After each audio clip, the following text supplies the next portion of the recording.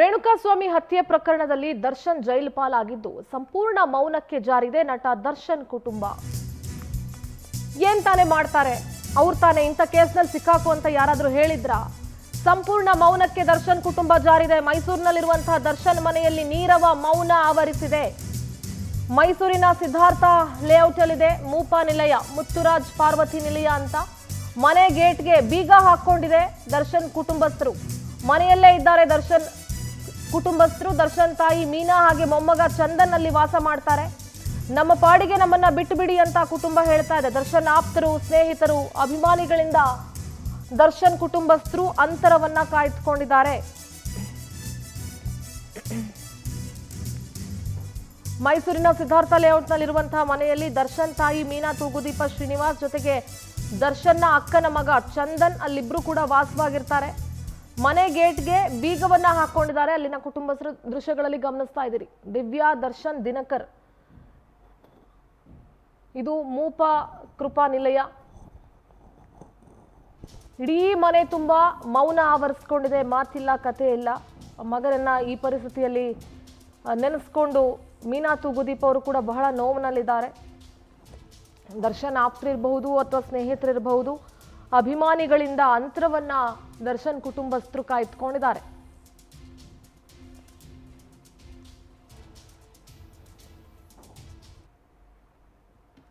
ಇನ್ನು ಕೊಲೆ ಕೇಸ್ನಲ್ಲಿ ದರ್ಶನ್ ಅರೆಸ್ಟ್ ಆಗಿ 3 ತಿಂಗಳಾಯ್ತು. ದರ್ಶನ್ ಮನೆ ಮಾತ್ರ ಅಲ್ಲ, ಫಾರ್ಮ್ ಹೌಸ್ನಲ್ಲೂ ಕೂಡ ನೀರವ ಮೌನ ಆವರಿಸಿದೆ.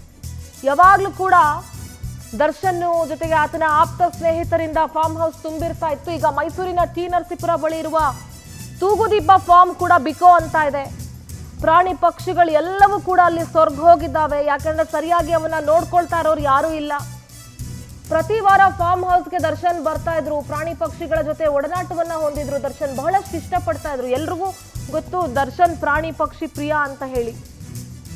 ಆದ್ರೆ ಈಗ ತನ್ನ ಒಡೆಯನನ್ನ ನೋಡದೆ ಆ ಪ್ರಾಣಿ ಪಕ್ಷಿಗಳು ಕೂಡ ಸ್ವರ್ಗ ಹೋಗಿದ್ದಾವೆ. ಕೆಲಸಗಾರರಲ್ಲಿ ಈ ಹಿಂದೆ ಇದ್ದಂಥ ಉತ್ಸಾಹ ಯಾರಲ್ಲೂ ಕೂಡ ಇಲ್ಲ. ಫಾರ್ಮ್ ಒಳಗೆ ಪಕ್ಷಿಗಳಿಗೆ ಕೆಲಸಗಾರರು ಒಂದಷ್ಟು ದವಸ ಧಾನ್ಯಗಳನ್ನ ಹಾಕ್ತಾ ಇದ್ದಾರೆ. ನೋಡಿ ಯಾವ ರೀತಿ ಇದೆ ಫಾರ್ಮ್ ಅಂತ ಹೇಳಿ. ಪ್ರತಿ ವಾರ ದರ್ಶನ್ ಇಲ್ಲಿಗೆ ಭೇಟಿ ಕೊಡ್ತಾ ಇದ್ರು. ಆದ್ರೆ ಈಗ ಫಾರ್ಮ್ ಹೌಸ್ನಲ್ಲೂ ಕೂಡ ನೀರವ ಮೌನ ಆವರಿಸಿದೆ. ಎಂದಿನಂತೆ ಇದ್ದಂತಹ ಕಳೆವಿಲ್ಲ.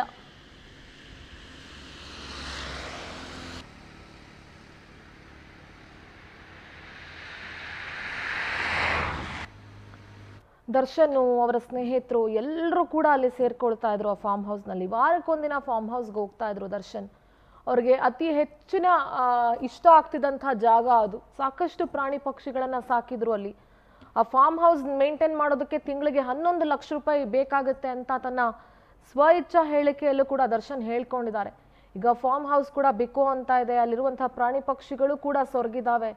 ಒಂದ್ ಕಡೆ ದರ್ಶನ್ ಜೈಲಿನಲ್ಲಿ ವಿಲವಿಲ ಅಂತ ಒದ್ದಾಡ್ತಾ ಇದ್ರೆ, ಇನ್ನೊಂದ್ ಕಡೆ ಫಾರ್ಮ್ ಹೌಸ್ನಲ್ಲಿ ಆ ಪ್ರಾಣಿ ಪಕ್ಷಿಗಳೆಲ್ಲವೂ ಕೂಡ ಸರಿಯಾಗಿ ನೋಡಿಕೊಳ್ಳುವವರಿಲ್ಲದೆ ಅಥವಾ ತನ್ನನ್ನ ಮಾತನಾಡಿಸ್ತಿದ್ದಂಥ ತನ್ನ ನೆಚ್ಚಿನ ಒಡೆಯನಿಲ್ಲದೆ ಇವಾಗ ಪ್ರಾಣಿ ಪಕ್ಷಿಗಳು ಕೂಡ ಸ್ವರ್ಗ ಹೋಗಿದ್ದಾವೆ. ಅಲ್ಲಿನ ಕೆಲಸಗಾರರಿಗೂ ಕೂಡ ಈ ಹಿಂದೆ ಇದ್ದಂಥ ಉತ್ಸಾಹ ಇಲ್ಲ.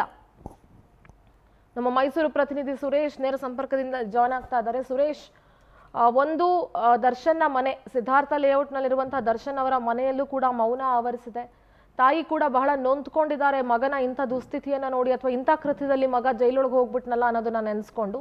ಮತ್ತೊಂದು ಕಡೆ ತೂಗುದೀಪ ಫಾರ್ಮ್ ಹೌಸ್ನಲ್ಲೂ ಕೂಡ ನೀರವ ಮೌನ. ಅಲ್ಲೂ ಕೂಡ ಎಂದಿನಂತೆ ಇದ್ದಂಥ ಉತ್ಸಾಹ ಇಲ್ಲ, ಕಳೆ ಇಲ್ಲ, ಏನು ಕೂಡ ಇಲ್ಲ. ಸದ್ಯದ ಅಪ್ಡೇಟ್ಸ್ ಏನ್ ಸಿಗ್ತಾ ಇದೆ? ಸಿಂಧೂರ, ಏನು ಬಹಳ ಮುಖ್ಯವಾಗಿ ರೇಣುಕಾಸ್ವಾಮಿ ಹತ್ಯೆ ಕೇಸ್ನಲ್ಲಿ ಈಗಾಗಲೇ ನಟ ದರ್ಶನ್ ಬಳ್ಳಾರಿ ಜೈಲು ಪಾಲಾಗಿದ್ದಾರೆ. ಬಹಳ ಮುಖ್ಯವಾಗಿ ಪ್ರತಿ ವಾರ ಬಿಡುವಿನೆಲ್ಲ ವೇಳೆಯಲ್ಲೆಲ್ಲ ಮೈಸೂರಿನ ನರಸೀಪುರದ ತಮ್ಮ ಫಾರ್ಮ್ ಹೌಸ್ಗೆ ಬಂದು ಪ್ರಾಣಿಗಳನ್ನ ಮತ್ತೆ ಅವ್ರಿಗೆ ಇಷ್ಟ ಆದಂತಹ ಏನು ಪ್ರಾಣಿ ಪಕ್ಷಿಗಳನ್ನ ನೋಡ್ಕೊಳ್ತಾ ಇದ್ರು ದರ್ಶನ್ ಅವರು. ಜೊತೆಗೆ ದನ ಸಾಗಾಣಿಕೆಯನ್ನು ಕೂಡ ದರ್ಶನ್ ಮಾಡಿದ್ರು ಅವರ ಫಾರ್ಮ್ ಹೌಸ್ ನಲ್ಲಿ.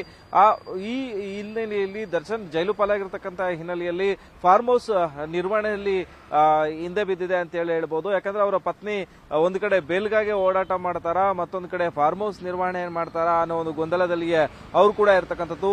ಬಹಳ ಅಂದ್ರೆ ಸುಮಾರು 10 ರಿಂದ 11 ಲಕ್ಷ ರೂಪಾಯಿ ಖರ್ಚಾಗುತ್ತೆ ಫಾರ್ಮ್ ಹೌಸ್ಗೆ ಅಂತೇಳಿ ಏನು ದರ್ಶನ್ ಅವರೇ ಹೇಳ್ಕೊಂಡಿದ್ದಾರೆ. ಈ ವಿಚಾರಕ್ಕೆ ಸಂಬಂಧಪಟ್ಟಂತೆ ಅಲ್ಲಿ 10 ಮಂದಿ ಕೆಲಸಗಾರರಿದ್ದಾರೆ, ಕುದುರೆಯನ್ನ ಸಾಕಿದ್ದಾರೆ, ಹಸುಗಳನ್ನ ಸಾಕಿದ್ದಾರೆ, ಮೇಕೆ ಸೇರಿದಂತೆ ಇನ್ನಿತರೆ ಪ್ರಾಣಿ ಪಕ್ಷಿಗಳನ್ನ ಕೂಡ ದರ್ಶನ್ ಅಲ್ಲಿ ಸಾಕೊಂಡಿದ್ದಾರೆ.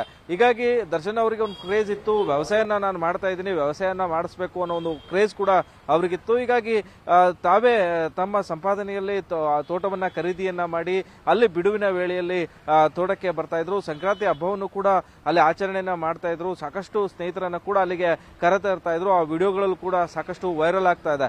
ದರ್ಶನ್ ಯಾವಾಗ ಜೈಲು ಪಾಲಾಗಿರ್ತಕ್ಕಂಥ ಹಿನ್ನೆಲೆಯಲ್ಲಿ ತೋಟವನ್ನ ನೋಡ್ಕೊಳ್ಳೋದಕ್ಕೆ, ಮೇಲುಸ್ತುವಾರಿಯನ್ನ ಮಾಡ್ಕೊಳ್ಳೋದಕ್ಕೆ ಇಲ್ಲಿ ಯಾರೂ ಕೂಡ ಇಲ್ಲದೆ ಇರತಕ್ಕಂಥ ಪರಿಸ್ಥಿತಿ ನಿರ್ಮಾಣ ಆಗಿದೆ. ಜೊತೆಗೆ ದರ್ಶನ್ ಅವರ ಸ್ನೇಹಿತ ಜೊತೆಗೆ ಅವರ ಮ್ಯಾನೇಜರ್ ಆಗಿದ್ದಂತಹ ನಾಗರಾಜ್ ಅವರು ಕೂಡ ನಾಗರಾಜ್ ಮೈಸೂರಿನಲ್ಲಿ ಇದ್ದಂತ ಸಂದರ್ಭದಲ್ಲಿ ಸಂಪೂರ್ಣ ಜವಾಬ್ದಾರಿಯನ್ನ ನಾಗರಾಜ್ ವಹಿಸ್ತಾ ಇದ್ರು.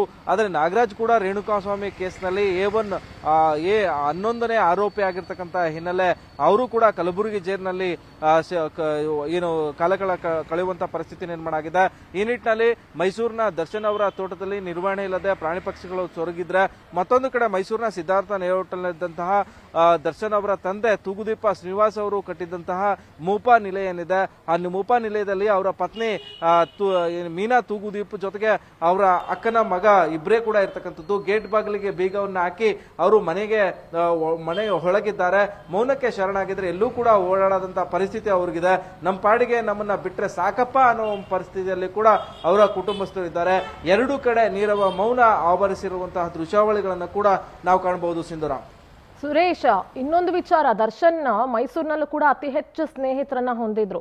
ಆದ್ರೆ ಅವ್ರು ಎಲ್ಲರೂ ಕೂಡ ಒಂದಷ್ಟು ದಿನಗಳಿಂದ ದೂರ ಆಗಿದ್ರು ಅನ್ನುವಂತಹ ಮಾಹಿತಿ ಕೂಡ ಸಿಗ್ತಾ ಇತ್ತು. ದರ್ಶನ್ನ ಸ್ನೇಹಿತರಾಗ್ಲಿ ಯಾರು ಕೂಡ ಕುಟುಂಬಸ್ಥರ ಹತ್ರ ಬರ್ತಾ ಇಲ್ಲ, ಕುಟುಂಬಸ್ಥರು ಕೂಡ ಅಂತರವನ್ನ ಕಾಯ್ದುಕೊಂಡಿದ್ದಾರೆ ಅನ್ನುವಂತಹ ಮಾಹಿತಿ ಸಿಕ್ಕಿದೆ. ಅದು ಸಿಂಧುರ ಏನೋ ಮೈಸೂರಿನ ಸಿದ್ಧಾರ್ಥ ಲೇಔಟ್ ಅಲ್ಲಿ ಇರ್ತಕ್ಕಂಥ ಅವರ ನಿವಾಸ ಏನಿದೆ, ದರ್ಶನ್ ತೂಗುದೀಪ ಅವರ ನಿವಾಸದಲ್ಲಿ ಅವರ ತಾಯಿ ಮೀನು ತೂಗುದೀಪ ಅವರ ಒಬ್ಬರೇ ಇರತಕ್ಕಂಥದ್ದು. ಜೊತೆಗೆ ಅವರ ತಾಯಿಯ ಆರೈಕೆಯನ್ನ ಮಾಡೋದಿಕ್ಕೆ ಅವರ ಅಕ್ಕನ ಮಗನನ್ನ ಕೂಡ ಇಲ್ಲಿ ಬಿಟ್ಟಿದ್ದಾರೆ. ಜೊತೆಗೆ ಅವರ ತಮ್ಮ ದಿನಕರ್ ತೂಗುದೀಪ ಆಗಾಗ ಬಂದು ಹೋಗ್ತಾರೆ, ಅವರು ಬೆಂಗಳೂರಿನಲ್ಲಿ ನೆಲೆಸಿದ್ದಾರೆ ಅನ್ನೋ ಮಾಹಿತಿ ಲಭ್ಯ ಆಗಿದೆ. ಜೊತೆಗೆ ಅವರ ಸ್ನೇಹಿತರು ಯಾರು ಕೂಡ ಅವರ ಕುಟುಂಬಸ್ಥರ ಜೊತೆಗೆ ಬಂದು ಮಾತನಾಡೋದಕ್ಕೆ ಸಾಧ್ಯ ಆಗ್ತಾ ಇಲ್ಲ. ಯಾಕಂದ್ರೆ ದರ್ಶನ್ ಅವರ ಈ ಕೊಲೆ ಆರೋಪದ ಕೇಸ್ನಲ್ಲಿ ಅವರ ಸ್ನೇಹಿತರಿಗೂ ಕೂಡ ಈ ಒಂದು ಪ್ರಕರಣ ಸಾಕಷ್ಟು ಮುಜುಗರವನ್ನ ತಂದಿಟ್ಟಿರ್ತಕ್ಕಂಥದ್ದು. ಪರೋಕ್ಷವಾಗಿಯೇ ಸಹಾಯ ಮಾಡ್ತಾ ಇರುವಂತಹ ಅವರ ಸ್ನೇಹಿತರು ನೇರವಾಗಿ ಯಾರು ಕೂಡ ಅವರ ತಾಯಿಯನ್ನ ಭೇಟಿ ಆಗ್ತಿಲ್ಲ. ಅಂದ್ರೆ ಆಪ್ತ ವಲಯ ಅಷ್ಟೇ ಅವರ ತಾಯಿಗೆ ಸಾಂತ್ವನವನ್ನ ಹೇಳುವಂತಾಗ್ಲಿ, ಬೇಲ್ ವಿಚಾರದಲ್ಲಿ ಅಪ್ಡೇಟ್ ಮಾಡುವಂತದ್ದಾಗ್ಲಿ ಅವರ ಹತ್ತಿರದ ಸ್ನೇಹಿತರಷ್ಟೇ ಮಾಡ್ತಾ ಇರ್ತಕ್ಕಂಥದ್ದನ್ನ ಬಿಟ್ರೆ ಹೊರಗಿನ ಸ್ನೇಹಿತರು ಯಾರು ಕೂಡ ಅವರ ಕುಟುಂಬದ ಕಡೆ ಸುಳಿತಾ ಇಲ್ಲ ಅನ್ನೋದು ಕೂಡ ಇದು ಗಂಭೀರವಾದಂತಹ ಏನೋ ಗಂಭೀರವಾಗಿ ನಾವು ಕಂಡಿರ್ತಕ್ಕಂಥ ಅಂಶ. ಯಾಕಂದ್ರೆ ಮೊದಲು ದರ್ಶನ್ ಬಂದಂತ ಸಂದರ್ಭದಲ್ಲಿ ಸಾಕಷ್ಟು ಮಂದಿ, ಅಂದ್ರೆ ಸಾವಿರಾರು ಸಂಖ್ಯೆಯಲ್ಲಿ ಅವ್ರ ಸ್ನೇಹಿತರುಗಳು ಬಂದ್ಬಿಡ್ತಾ ಇದ್ರು. ಅಂದ್ರೆ ಮೈಸೂರಿನಲ್ಲೇ ಅವರು ಹುಟ್ಟಿ ಬೆಳೆದಿರ್ತಕ್ಕಂಥ ಹಿನ್ನೆಲೆ ಸಾಕಷ್ಟು ಸ್ನೇಹಿತರ ಬೆಳಗ ಮೈಸೂರಿನಲ್ಲಿ ದರ್ಶನ್ ಅವರಿಗಿದೆ. ಹೀಗಾಗಿ ಈ ದರ್ಶನ್ ಅವರ ರೇಣುಕಾಸ್ವಾಮಿ ಹತ್ಯೆ ಕೇಸ್ನಲ್ಲಿ ಯಾವಾಗ ಜೈಲಿಗೆ ಹೋದ್ರು ಅವರ ಸ್ನೇಹಿತರು ಕೂಡ ಸೈಲೆಂಟ್ ಆಗಿಬಿಟ್ಟಿದ್ದಾರೆ ಅನ್ನೋದು ಕೂಡ ಬೆಳಕಿಗೆ ಬಂದಿರತಕ್ಕಂಥ ವಿಚಾರ. ಸಿಂಧೂರ, ಓಕೆ, ಥ್ಯಾಂಕ್ ಯು ಸುರೇಶ್ ನಮ್ಮೆಲ್ಲ ಮಾಹಿತಿಗಾಗಿ.